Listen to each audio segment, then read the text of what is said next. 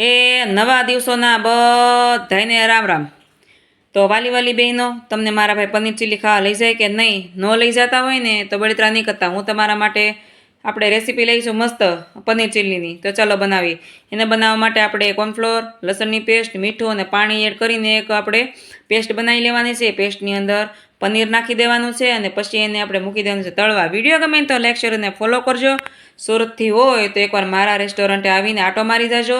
આટો મારવા આવો તો જમતા પણ જાજો અને સારું કે મોડું રિવ્યૂ પણ આપતા જાજો, એટલે અમને અમારા દિલને ઠંડક રહે કે ભાઈ અમારા રેસ્ટોરન્ટ તમે આટો મારવા આવ્યા। તો આપણું પનીર છે મસ્ત રીતે તળાઈ ગયું છે। હવે બેસાડવાનું છે વઘાર। તો વઘાર બેસાડવા માટે આપણે એક બકડિયામાં તેલ લઈ લેવાનું છે, એની અંદર કેપ્સિકમ અને કાંદા લઈ લેશું। વિડીયોમાં એડિટિંગ બિલકુલ નથી, બરોબર ને? જે તમને દેખાય ને એ તમે ઘેરે બનાવશો ને તો એ બનશે। આમાં આપણે આજીનો મોટો કે કલર પણ કે યુઝ નથી કર્યો। તમે છેડા સુધી વિડીયો જોશો ને તો તમને આઈડિયા આવશે કે ભાઈ આ વિડીયોમાં જે શું છે એ।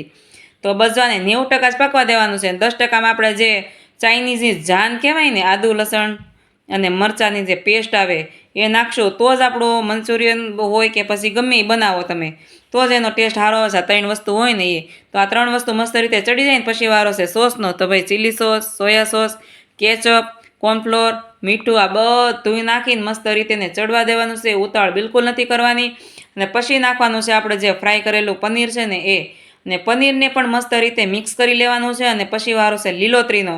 તો લીલોતરીમાં અમે ધાણા નથી એડ કરતા, અમે લીલા કાંદા નાખીએ છીએ। તમે ધાણા યુઝ કરતા હોય તો કરી શકો છો। અને મસ્ત રીતે આપણું પનીર ચીલી છે એ બની ગયું છે। તમે ઘરે બનાવજો અને ટેસ્ટ કરીને મને કમેન્ટ કરજો। Thank you.